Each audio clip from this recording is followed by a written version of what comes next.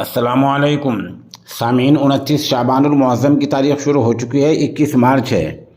خبر کا عنوان ہے زلزلہ۔ زلزلہ کہاں آیا ہے، کن کن شہروں میں آیا ہے، ہمیں پوری معلومات نہیں ہے، لیکن جہاں تک ہمارے سامعین کا دائرہ کار ہے اور جہاں جہاں تک ہمیں فون آئے ہیں وہ ہم آپ کو بتا دیتے ہیں۔ دہلی میں زلزلے کے ہلکے جھٹکے محسوس کیے گئے ہیں۔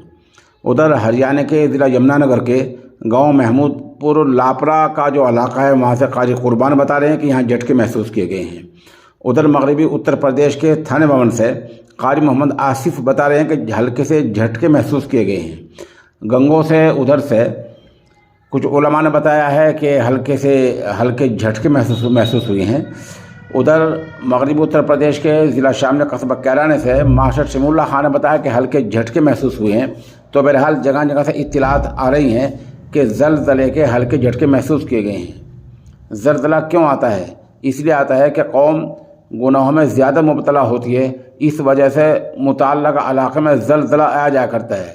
یہ اللہ کی طرف سے ایک تنبیہ ہے، ایک وارننگ ہے اور ایک طرح سے چیتاونی ہے۔ ہمیں اپنے گناہوں سے توبہ کرنی چاہیے اور توبہ کر کے سچے دل کے ساتھ اللہ کی عبادت میں لگ جانا چاہیے۔ رہا یہ کہ سائنس کیا کہتی ہے وہ ایک الگ توجہ ہے، اور علم وحی سے یہ ثابت ہو چکا ہے کہ زلزلہ گناہوں کی وجہ سے آتا ہے، اور علم وحی کے سامنے باقی تمام علوم ناکام ہیں، ان کو نہیں مانا جاتا ہے۔